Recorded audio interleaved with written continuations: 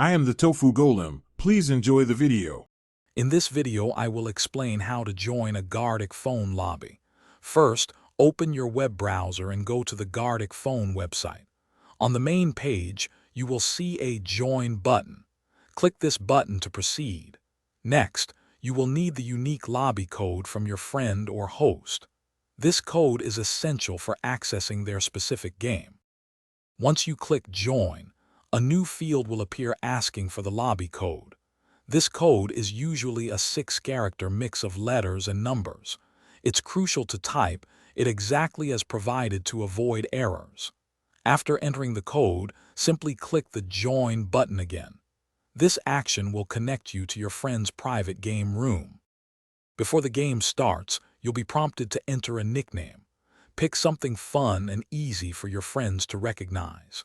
You might also have the option to select a simple avatar to represent yourself in the lobby. Once your name and avatar are set, you'll enter the waiting room.